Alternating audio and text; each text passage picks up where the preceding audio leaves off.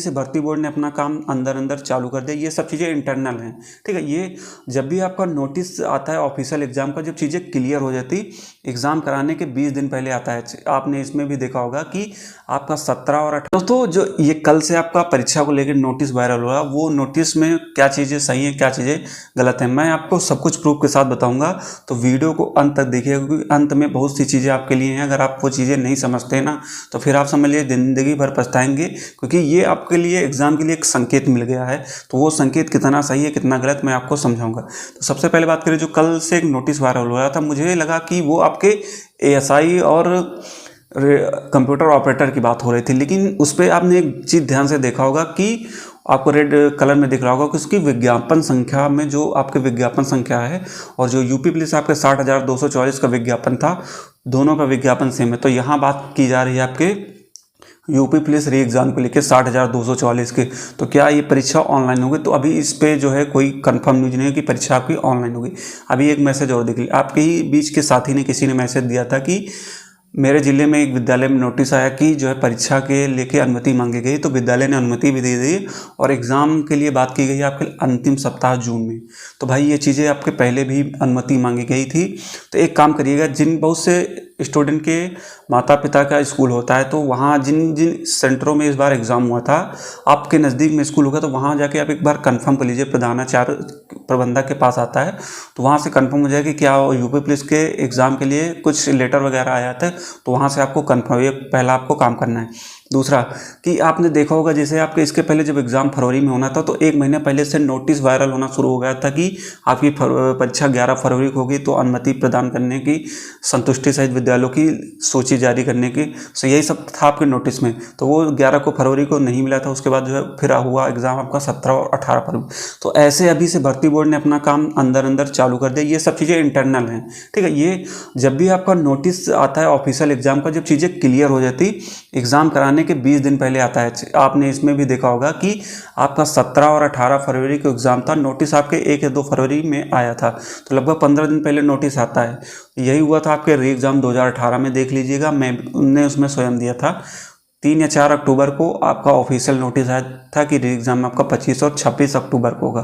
तो इस बार भी ऐसे ही आएगा कि भाई समय आपको नहीं दिया जाएगा। ये थोड़ी आपसे बताया जाएगा कि आपका एग्ज़ाम जो है अंतिम जून सप्ताह में, जब चीज़ें क्लियर हो जाती हैं, हरी झंडी सब जगह से मिल जाती है पेपर कराने के लिए, तो चीज़ें ऑफिशियल होती है। अगर आपका जून के अंतिम सप्ताह में होता है, तो आपका ऑफिशियल एग्ज़ाम डेट जो है 10 जून तक अपडेट होगी। ये चीज़ें होती।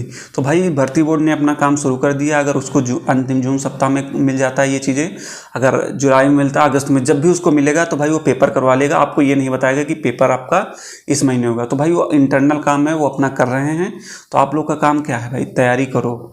अब आपको संकेत मिल गया कि परीक्षा कराना, जो गलतियां आपने पहले कर चुके हैं उसमें, इसमें मत करना भाई, क्योंकि सब चीज़ें अब बार बार आपको तो मौका मिलेगा नहीं, क्योंकि ये कुछ लोग के लिए गोल्डन चांस हो सकता है, क्योंकि उसमें उनकी अच्छी तैयारी नहीं होती। और बहुत से साथी क्या इस समय जो है आईपीएल वगैरह में बिजी हैं। तो भाई पढ़ाई कर लो, अब सब कुछ छोड़ दो। आपका क्या लक्ष्य है? कि अपनी बेरोजगारी को दूर करना। सबसे पहला लक्ष्य है आपका कि बेरोजगारी, मेरे ऊपर से एक बेरोजगारी का ठप्पा हट जाए। तो भाई माता पिता के लिए अगर आपको कुछ करना है, तो सब कुछ हाथ से छोड़ दो, बस तैयारी पे फोकस करो। वीडियो बनाने का मकसद था कि आपको अलर्ट करना पढ़ाई के लिए, क्योंकि जो चीज़ें मुझे एविडेंस के साथ मिली, आपके साथ सही कर रहा हूँ।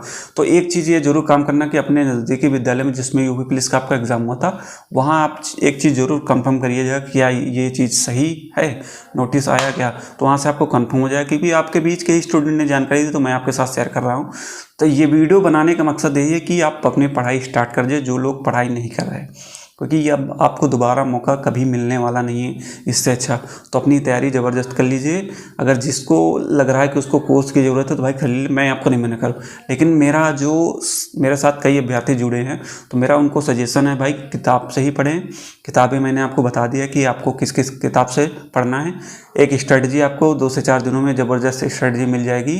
वो अलग तरह की स्ट्रेटजी होगी, बस उस पर काम चल रहा है, जल्दी आएगी। तो भाई और सब कुछ मैंने आपको पुरानी वीडियो चैनल पे देख लीजिएगा, सब कुछ वीडियो आपको चैनल पे मिल जाएंगी।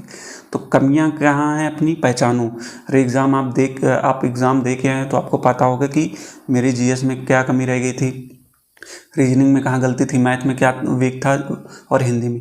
आपसे अच्छा आपकी कमियां कोई नहीं पहचान सकता, क्योंकि आप एक एग्ज़ाम देने का आपके पास अनुभव हो गया। तो ये आपके लिए गोल्डन चांस है, अपनी कमियां पता कर लीजिए कि मेरी क्या कमी है। एग्ज़ाम को आप दोबारा जो प्रीवियस ईयर पेपर को अच्छे से देखिए कि मेरी गलतियां कहाँ हुई थी। प्रीवियस ईयर पेपर को जो आपके हो चुके हैं, जो अभी हुआ था, उसको भी देखिए तो कहाँ कहाँ आपकी कमियां लग रही थी, उस चीज़ को अभी सुधारिए। और इस बार जो है कंपटीशन आपका अच्छा खासा होगा। पहले क्या था कि परीक्षा के लिए समय नहीं दिया था, क्योंकि बहुत से स्टूडेंट हैं, सिलेक्शन तो भाई 60,000 का ही होगा, वैकेंसी आपके फॉर्म है 48 लाख। तो भाई जो आप नहीं पढ़ रहे हैं तो अगला बंदा तो पढ़ रहा है। मेरा क्या था कि आपको संकेत देना कि पढ़ाई अब स्टार्ट करो। जो हो गई आपकी मौज मस्ती, होली भी हो गई। तो भाई 48 लाख में से अगर 60,244 में होगा सिलेक्शन 60,244 का, तो आप नहीं पढ़ रहे, कोई फ़र्क नहीं पड़ रहा, क्योंकि 10 बंदे आपसे ज़्यादा मेहनत कर रहे हैं। एक सीट पे लगभग 85 लोग का कंपटीशन था लड़कों में, और लड़कियों में 125 का। तो भाई आप नहीं पढ़ रहे हैं, तो मान लीजिए 85 लोग में आप एक नहीं पढ़ रहे हैं, तो भाई 84 लोग तो पढ़ रहे हैं।